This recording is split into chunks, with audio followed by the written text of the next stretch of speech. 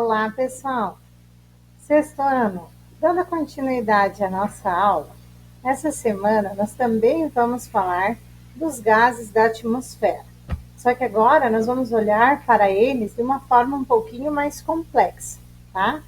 Então, vocês vão fazer a leitura das páginas 93 até as páginas 104, lá do livro de vocês. Podem grifar, marcar lá as partes mais importantes.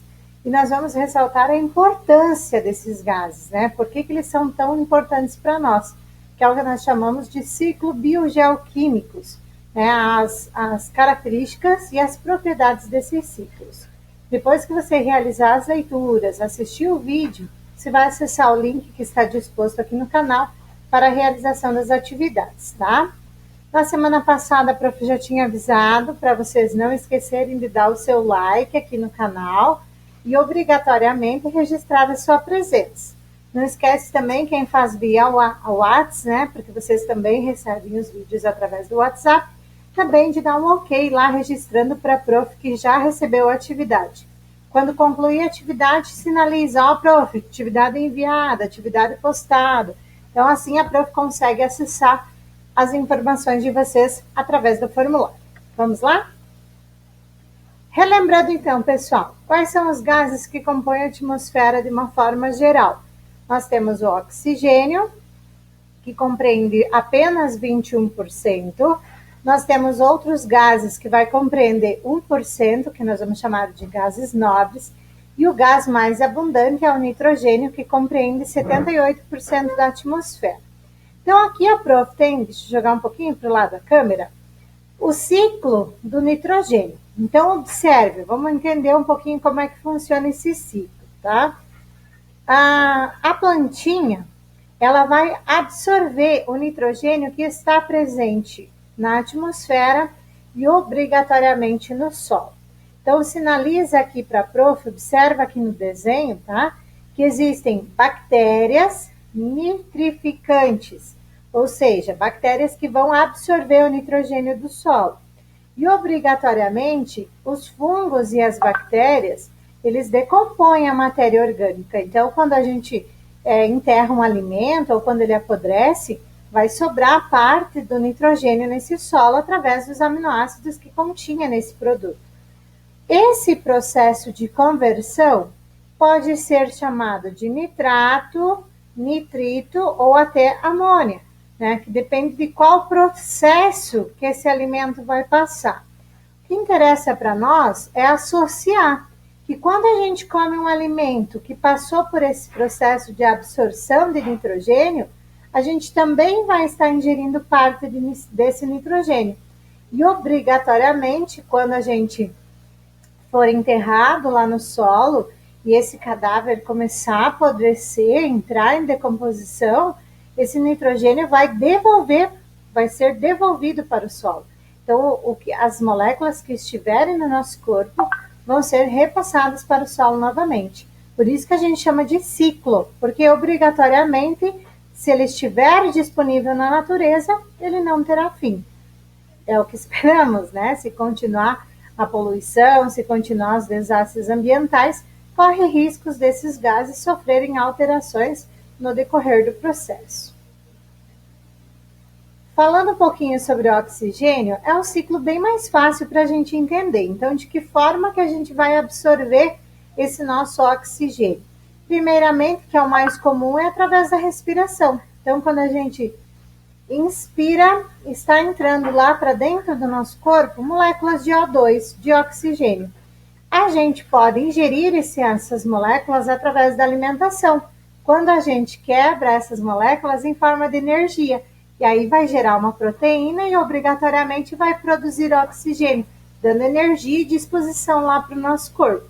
Ou através da queima de combustíveis fósseis. Então, quando a gente queima combustíveis fósseis lá numa empresa, para gerar energia, obrigatoriamente estamos produzindo e liberando oxigênio também.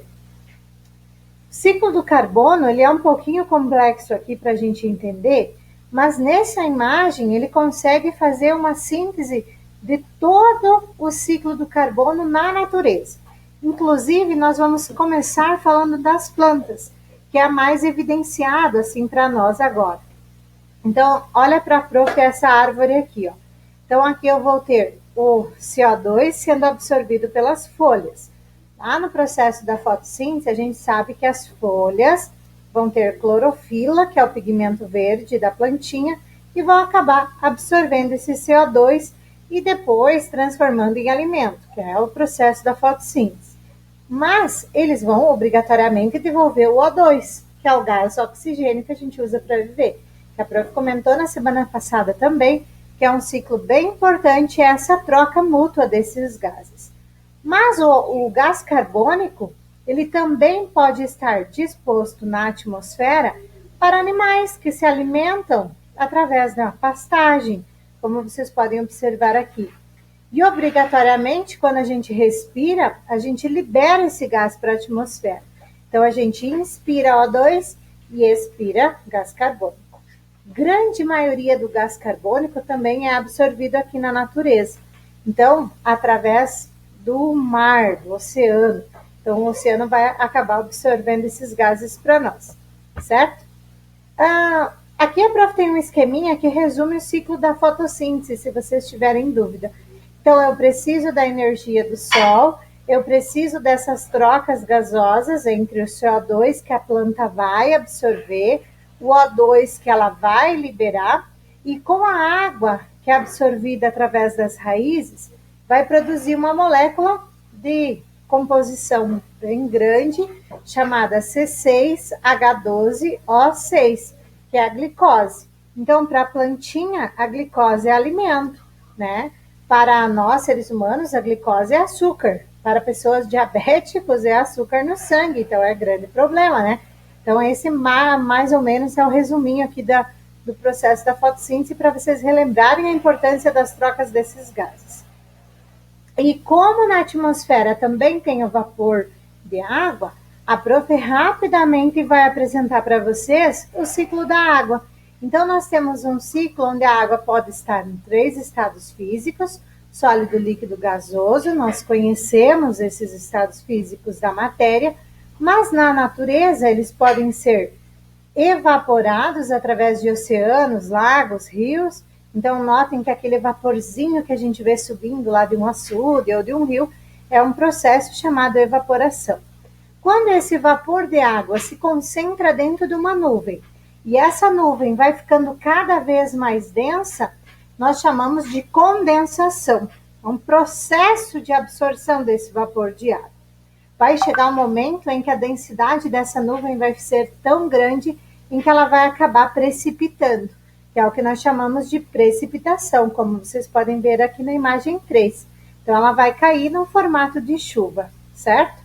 Nós, seres humanos e os animais também transpiram, os vegetais também transpiram. Então, essa transpiração também vai gerar vapor de água para a atmosfera. Se choveu e o solo absorveu aquela água, vai gerar uma infiltração, né? É o que nós temos muito aqui na nossa região, o aquífero Guarani, até a região de São Paulo, que reserva um acúmulo de água no solo. Tá? Então, a importância do vapor de água também. Para compreender 1% daqueles gases que nós temos lá na atmosfera, que nós vamos chamar de gases nobres, a prof vai comentar para vocês a importância do argônio. Né? O argônio é muito utilizado em lâmpadas incandescentes. Então, aquela lâmpadazinha que a mãe tem lá na tua casa, ou se você já viu numa loja, ou num supermercado, numa padaria, uma luz amarela, assim, bem evidenciada. Aquela lâmpada é uma lâmpada que vai ter argônio em sua composição.